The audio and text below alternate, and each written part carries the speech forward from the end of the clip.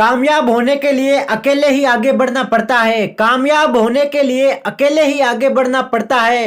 लोग तो पीछे तब आते हैं, अरे लोग तो पीछे तब आते हैं जब हम कामयाब होने लगते हैं। जय हिंद साथियों, स्वागत है आप सभी का आपके अपने favourite education platform police academy Rajasthan पर। आज है साथियों 2 अप्रैल 2022, यानी कि आपको दिख रहे हैं 3 धुएं। तो क्लास भी चलिए दोस्तों करते हैं कुछ शानदार और स्पेशल। अभी तक क्लास को लाइक नहीं किया तो एक बार लाइक जरूर कर दे। चैनल पर अगर नए हो तो चैनल को सब्सक्राइब करो ताकि आपको डेली राजस्थान करंट अफेयर की क्लास मिल सके और साथ में आपके जो भी नई भर्तियां आती है उनकी जानकारी सबसे पहले प्राप्त हो। तो सभी प्रतियोगी परीक्षाओं हेतु अति महत्वपूर्ण है, एक भी क्वेश्चन बाहर नहीं जाने वाला। डेली राजस्थान करंट अफेयर की क्लास अटेंड करो ताकि आप कोई भी एग्जाम की तैयारी क्यों ना करो उसको 100% आप उखाड़ फेंको।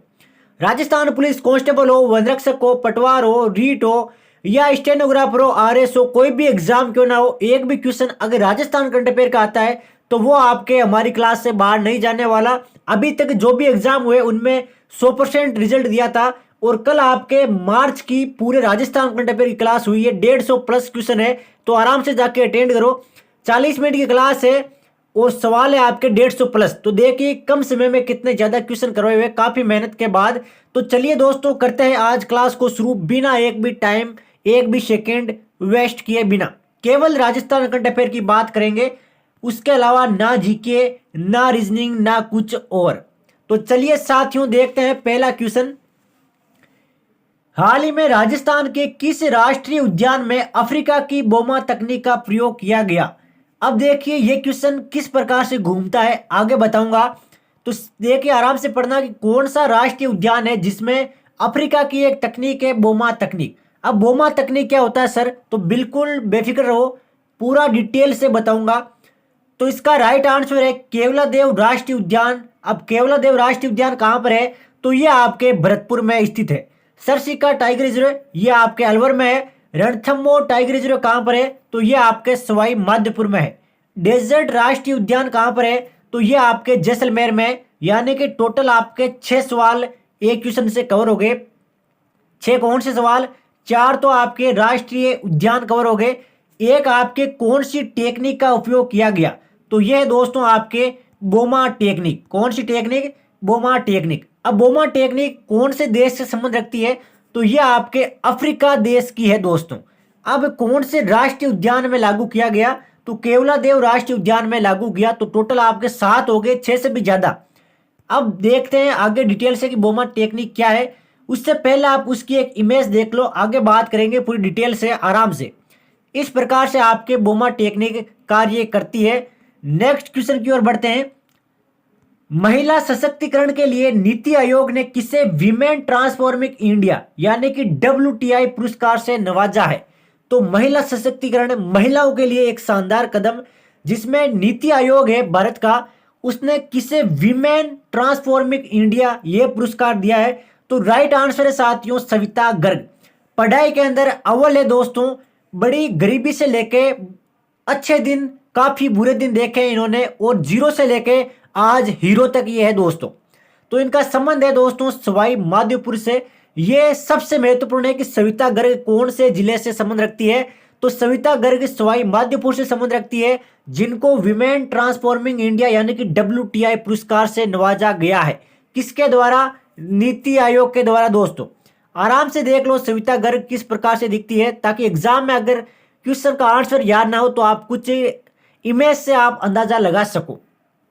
और ये एक झलक है जब आपके सभी महिलाओं को पुरस्कार दिए गए थे, अलग अलग 75 महिलाओं को पुरस्कार दिए गए थे, जिनमें से चंद आपके एक झांकी आपके सामने है।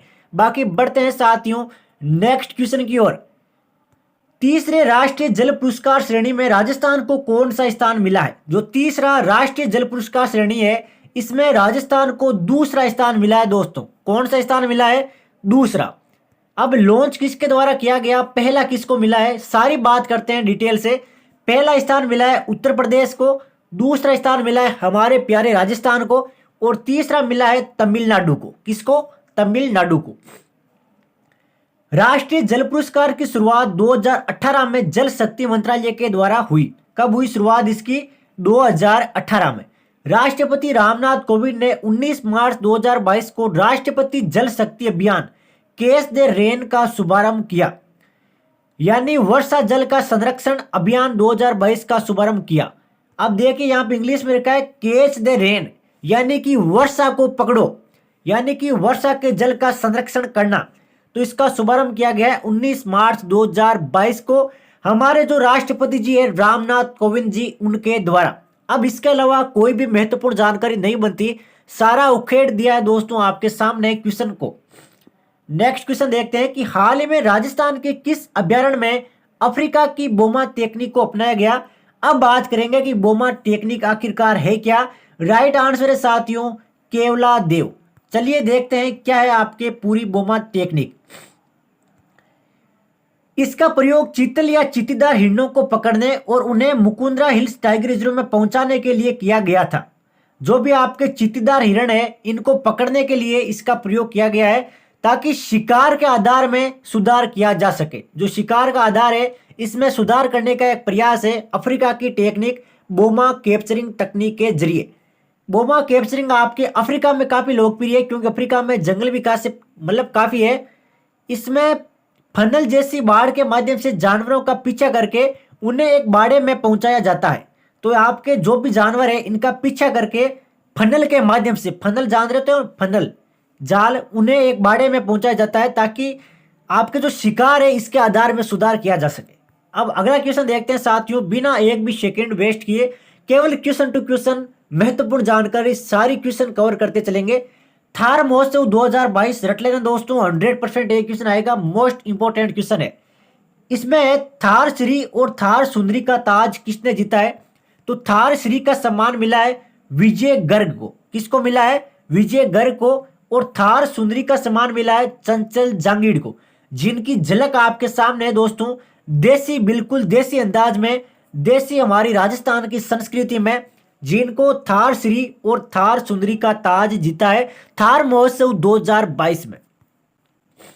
अगला क्वेश्चन देखते हैं कि राज्य सरकार द्वारा बजट 2022-23 में ऊंट संरक्षण और विकास नीति की घोषणा की गई है। तो पशुगणना 2021 के अनुसार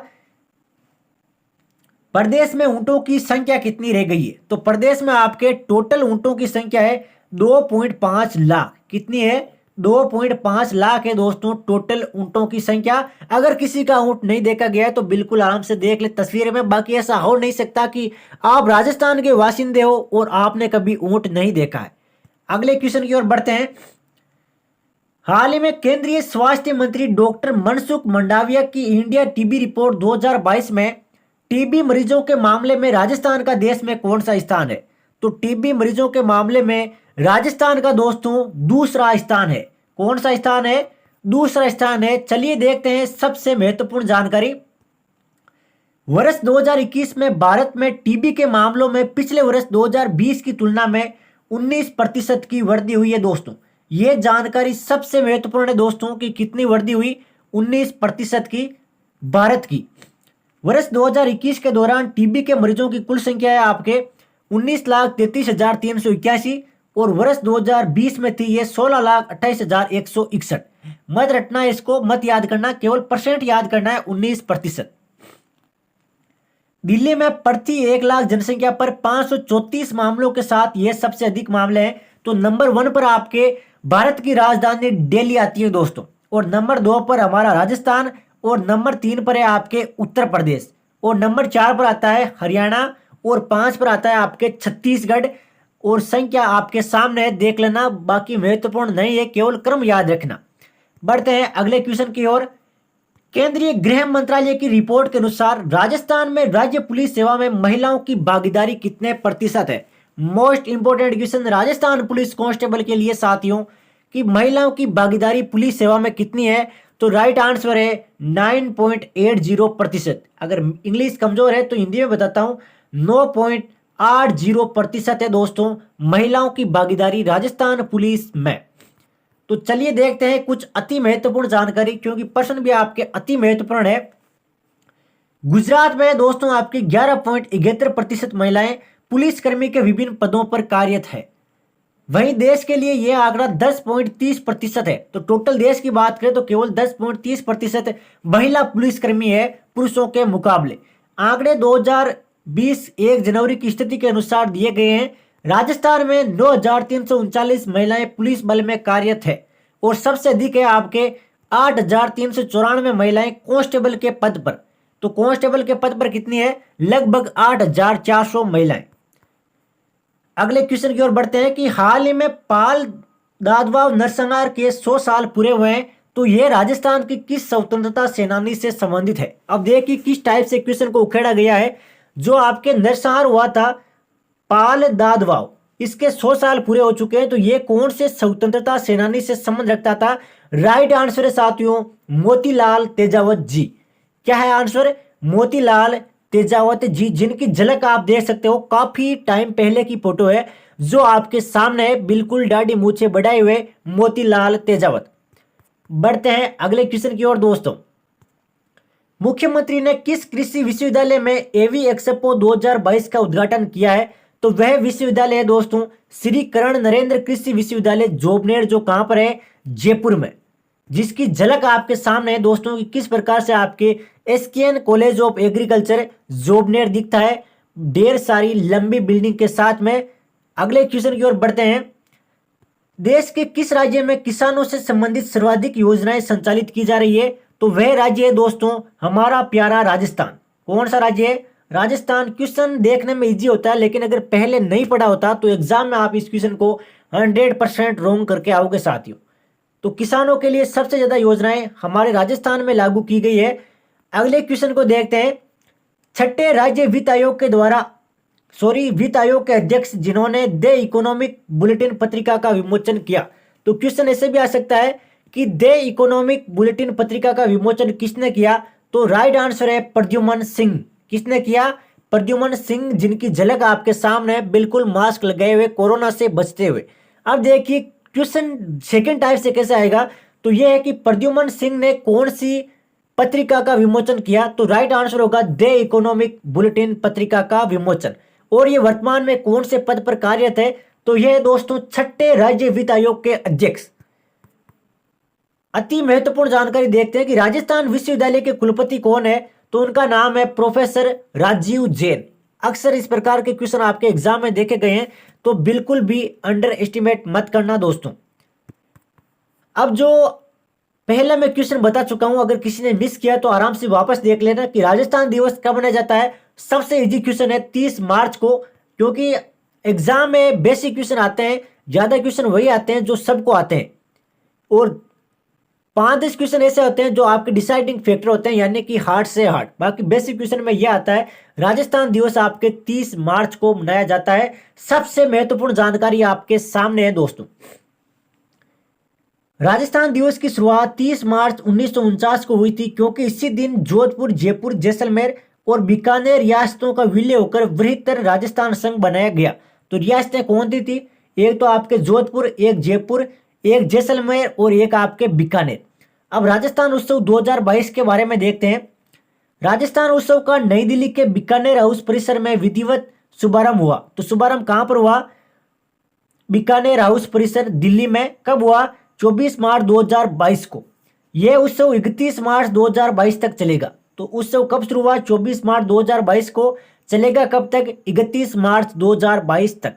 कल की क्लास का क्वेश्चन कि ध्वनि प्रदूषण पर यूनेप द्वारा जारी रिपोर्ट के अनुसार देश के शीर्ष 5 शहरों में प्रदेश का कौन सा शहर शामिल है?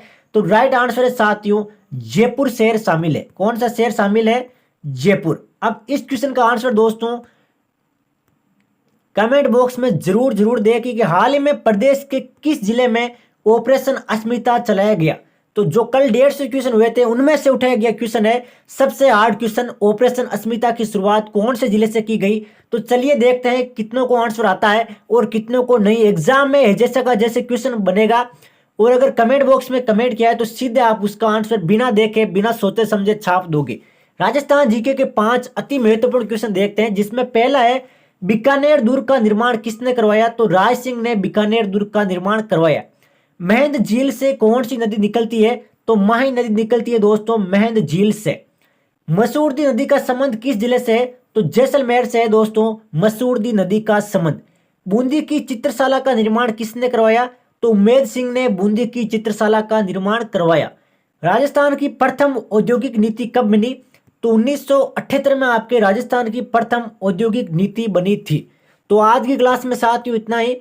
काफी शानदार और जानदार क्वेश्चन कवर किए। ऐसे ही डेली राजस्थान करंट अफेयर की क्लास होती है। तो चलिए मिलते हैं कल एक शानदार क्लास के साथ। तब तक जय हिंद, जय भारत, वंदे मातरम।